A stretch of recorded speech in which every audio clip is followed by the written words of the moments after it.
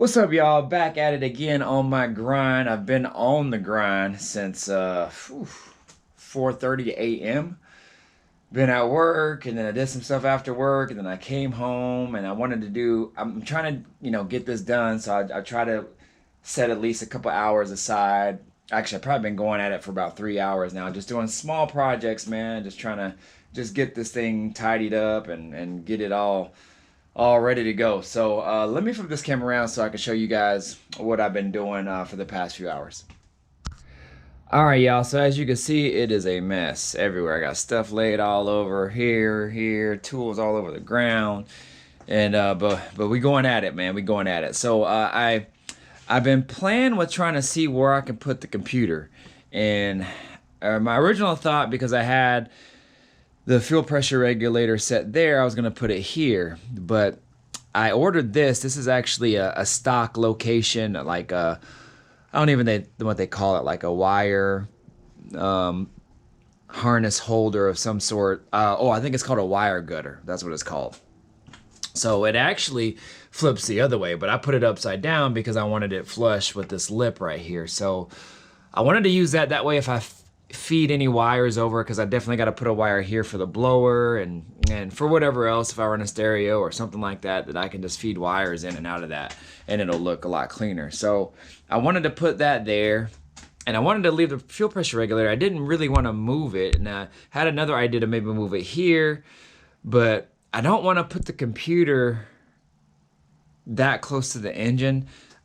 I don't know. I'm gonna do some more research. It might be okay. I just didn't want it to get like super hot. So that's why my original thought was maybe to put it here, but who knows? I don't know. We'll see. I'm gonna play around with some things. There's a couple videos that I have been watching, and I don't remember where they put the computer. So I'm gonna check out those videos and see kind of where they put the computer. There's another video online that has a EFI set up, Holly set up, and they put the computer somewhere here, but I can't remember exactly where. So in any case, I'm gonna figure it out.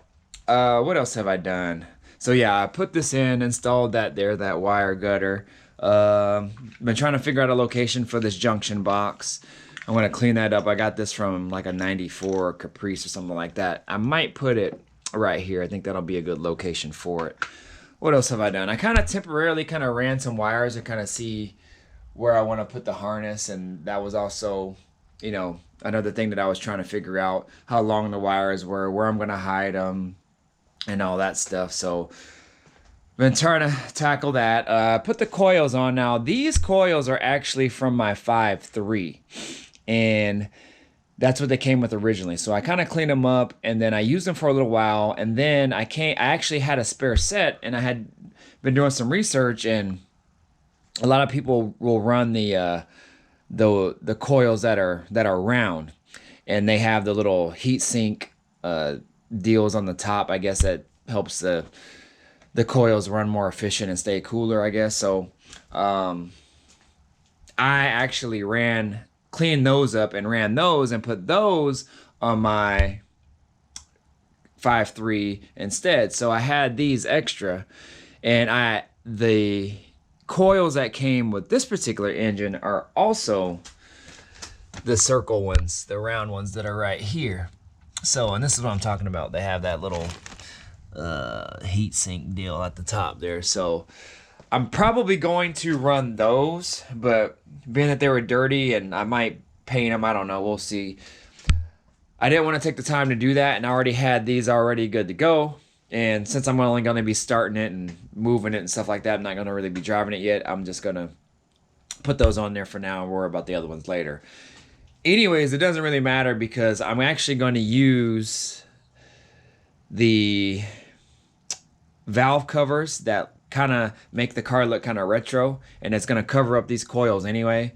So that's my idea. So what I'll probably do is just clean those up and then just wipe them down and not even worry about painting them, because you probably won't even be able to see them anyway. That's what I did with these, and I think they look, they look decent. So other than that, what else have I done? Oh, yes, I put the power steering lines on. So that fitting came in that I was talking about. If you guys can see it, it's kind of dark, but That is the fitting right there. Let me get a flashlight here real quick. Hold on. All right, so if you guys can see the fitting, the gold one right there. There it is. So it's kind of like an adapter fitting. It actually went in very well. And this line here is a stock line for Chevelle. Hooked right into it, and it was great. So again, this is what they call a bump fitting. And then it goes to so you can adapt a flared end fitting onto the adapter. And these lines are, again, for a stock 68 to 72 Chevelle. Runs nicely down there just like that, and then comes right into the steering box.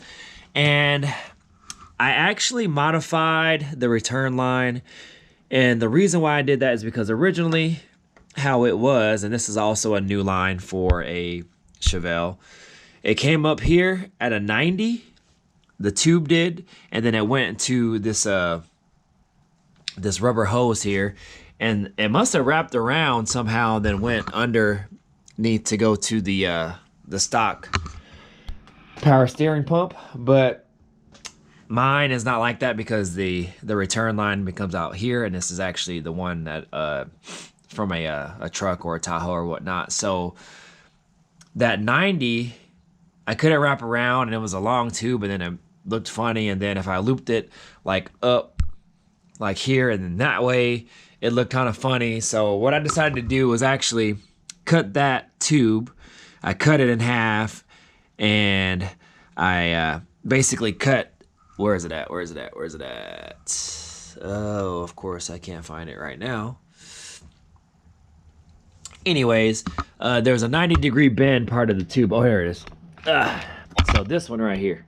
So that's the 90, and that's how I came. So what I did is I cut both ends off that are straight, and then eliminated the 90, and basically used a compression fitting that I had left over, and attached that like that, made it straight, and then went up just like that. So I think that looks a lot cleaner. It's out of the way of the pulley, and I think that should be good to go. So I like it. I didn't really want to run a compression fitting. I just wanted to, I'm trying to keep the car like really clean and, you know, whatever. But, you know, mechanical things look cool too. So I'm not too worried about it. And since that it's the return line anyway, it won't see a whole lot of high pressure, you know, like the other hose would. So in any case, I think it'll be okay. So at least good for now. So anyways, that's pretty much all that I've gotten done. That actually took me a while, because the outside diameter of that tube, it's actually a 3/8 line, but the outside of it is just a hair bit bigger than 3/8. So I had to take this file right here. I had to take that file and basically work my way around the outside of the tube so I can get the compression fitting to fit over that, and that took some time. That probably took me about 30 minutes to do both sides. And so I had to basically kind of file and make sure it was nice and round, and I took my time to do it, and then put the compression fittings on, and then that was that. So that took me some time. I also did some stuff underneath the car. I'm not gonna get under it right now because, man, I'm super sore right now. But you see how I fed, let me get my light again. So I fed the fuel line from the tank